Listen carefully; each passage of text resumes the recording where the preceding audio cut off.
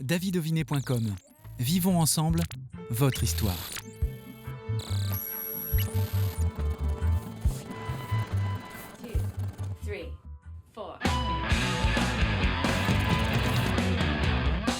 Bonjour à toutes et tous, soyez les bienvenus pour une nouvelle émission de Backstage avec aujourd'hui une jeune humoriste lyonnaise, Angie de Grolard.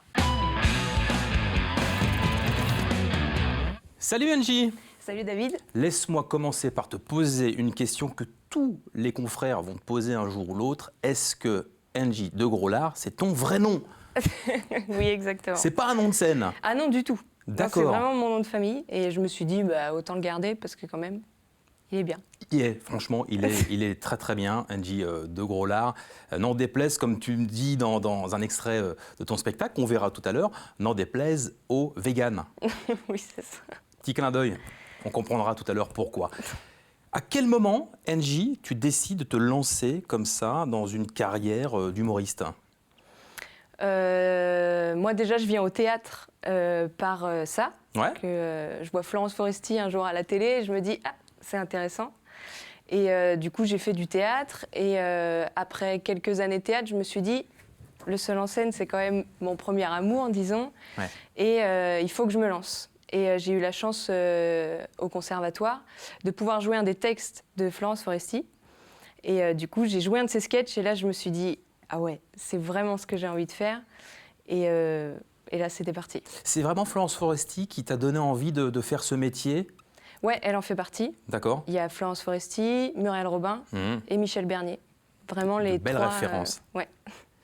Donne-moi un peu ton parcours, donne-nous ce que tu as fait avant finalement de faire ce choix de faire du seul en scène. J'ai fait du basket. Ouais, ça c'est bien. Ouais, j'avais carrière professionnelle devant moi avec le basket, mais me suis blessée, donc terminé. Ouais. Donc Et, dynamisme sur scène, d'accord. Oui, c'est ça, oui. Je vois d'où ça vient.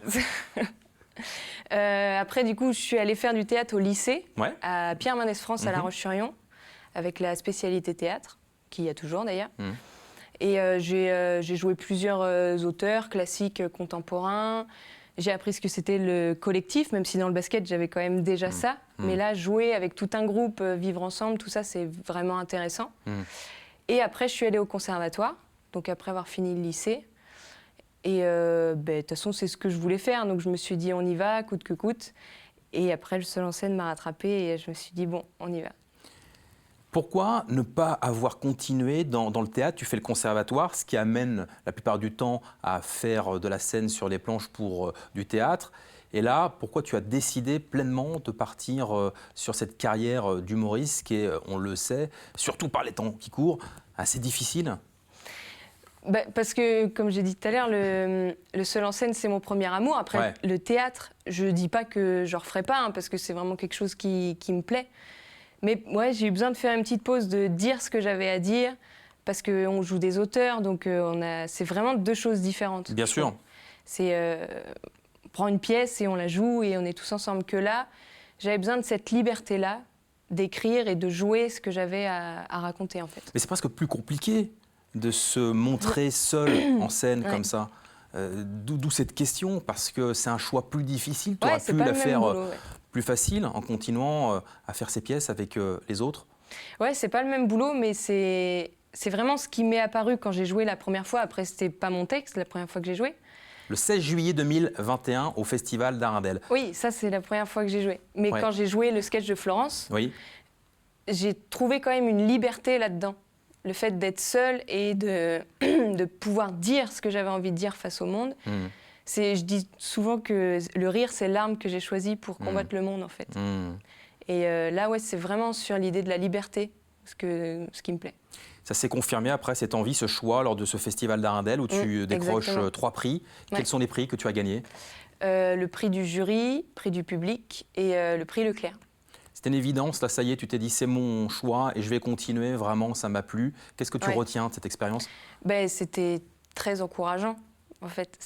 Ça m'a permis de me dire, ok, c'est vraiment ça. Ouais. D'un coup, tu te dis, ouais, j'ai ma place.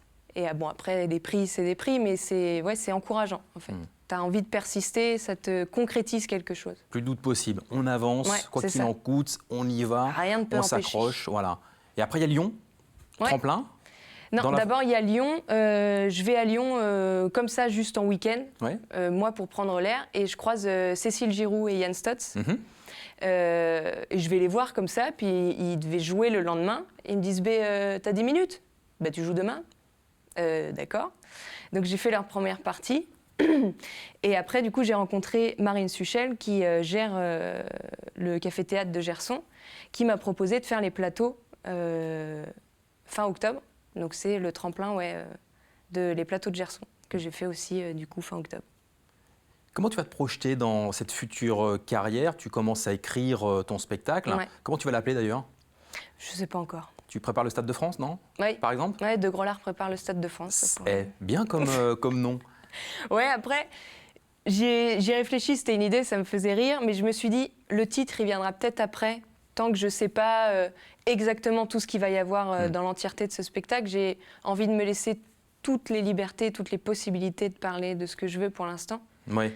Mais c'est vrai que la piste du Prépare le Stade de France, ça me faisait rire. Je trouve qu'il y a quelque chose dans ce futur nom de spectacle. T'en es où dans l'écriture? Ça avance. Ouais. Là, je suis en train d'explorer un peu le monde autour de moi, de m'imprégner des choses.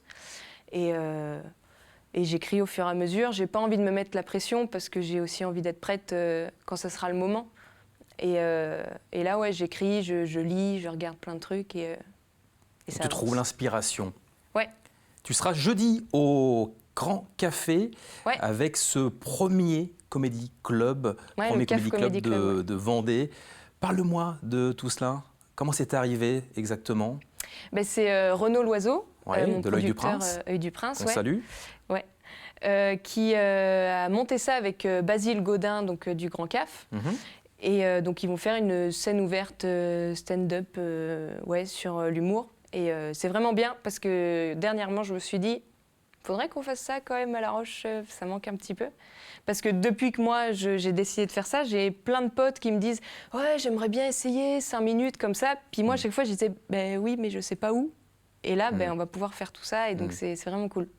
Est-ce que dans les spectacles que tu vas jouer dans ta carrière, que nous te souhaitons longue, est-ce qu'il y aura une vraie part d'improvisation, du vrai stand-up, où avec les bases que tu as du théâtre, tu vas vraiment apprendre tes textes et puis les dérouler comme ça face au public? Je pense que je vais mélanger tout ça. Ouais. Ouais, je pense que le théâtre va me rattraper et qu'il va y avoir des Bien sûr. constructions de personnages, de trucs sûr. comme ça. L'impro, ça a une place quand même très importante dans mon parcours théâtral, si on peut dire. Parce que dès qu'il se passe un truc, c'est-à-dire que s'il y a une chaise qui bouge, j'ai envie de jouer avec, en fait. Bien sûr. S'il y a quelqu'un qui dit quelque chose, j'ai envie de rebondir tout le temps. Après, je pense qu'il faut, enfin, moi, pour mon cas, avoir une structure, mais se laisser la liberté d'improviser avec le public ou quoi. Mais oui, j'aurais, je pense, une vraie structure à suivre dans mes textes, ouais. Comment tu te vois dans 5 ans? Heureuse, Ouais, c'est important. ouais, Le bonheur. ouais. Eh bien, nous allons être heureux de voir cet extrait de ton futur spectacle. De Grolard prépare le Stade de France. Extrait de ton spectacle. Angie De Grolard. Merci beaucoup.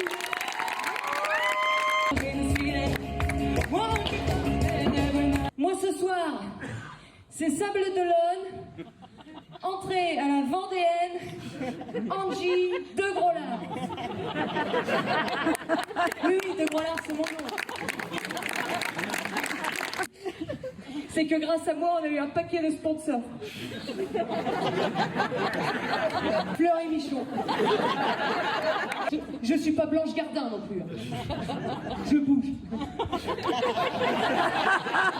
Blanche Gardin, vous connaissez? Alors, mesdames et messieurs, Blanche Gardin.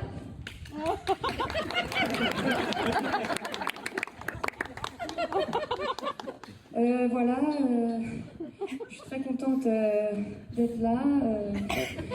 Enfin, non, on va pas faire semblant non plus. Personne n'est content. Mais je sais très bien ce qui s'est passé. Vous êtes venu au pied de la majestueuse tour d'Ardenne qui domine l'entrée du chemin du côté de la Chaume. C'est ce que vous avez lu sur le site. Et vous vous êtes dit, Putain, fais chier, on a dit qu'on allait voir 2 gros lards ce soir, on se fait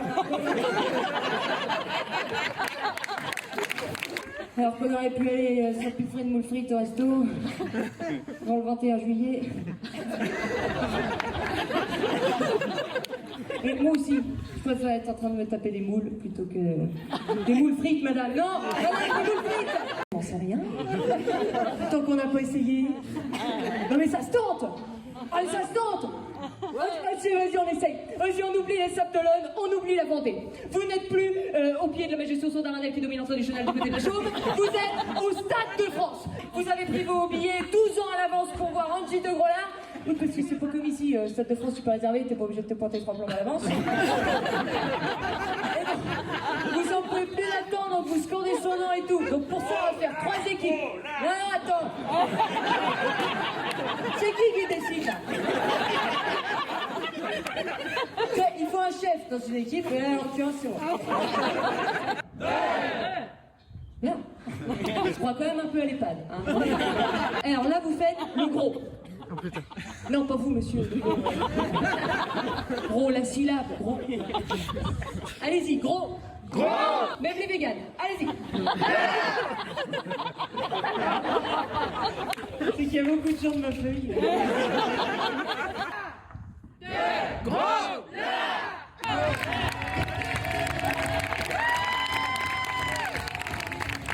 J'aime pas les mojettes, que ça me fait écouter.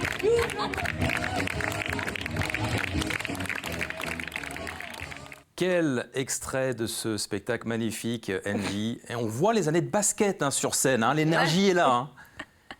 Oui, il faut que je me remette au sport un peu là. Non, ça va. Ok. Moi, je trouve qu'il y a vraiment cet influx nerveux qu'on peut retrouver parfois sur les parquets. Tu imites aussi, j'ai vu, Ouais, un petit on peu. a entendu, et tu chantes. Ouais, exactement. Comment tu travailles tes imitations et ta voix de manière générale? J'écoute beaucoup. Ouais.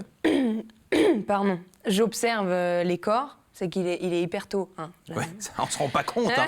Mais c'est normal, je demande comment tu te prépares ta voix. Donc tu prépares aussi ta voix en raclant ta gorge. C'est ça. Ça, c'est efficace Normalement, aussi. je chante le matin pour me mettre d'aplomb. Là, j'ai pas eu le temps. Mais ouais, j'écoute beaucoup. Je regarde les corps, la façon dont ça bouge et la façon dont ça parle. Là, ouais, Blanche Gardin, j'ai beaucoup écouté. Et c'est vrai qu'il y a un truc qui est assez facile à choper. Enfin, ça n'a pas été le plus dur. Et après, oui, je chante depuis toujours parce que mon père est chanteur. Ouais. Et donc, depuis que je suis petite, j'ai chanté. Et ouais, je chante tout le temps pour n'importe quoi. Et voilà. Merci d'être venu pour cette émission. On te souhaite le meilleur forcément pour ta future carrière et on a hâte de te revoir prochainement dans une émission de Backstage. On se retrouve la semaine prochaine. En attendant, prenez soin de vous et des autres. À bientôt.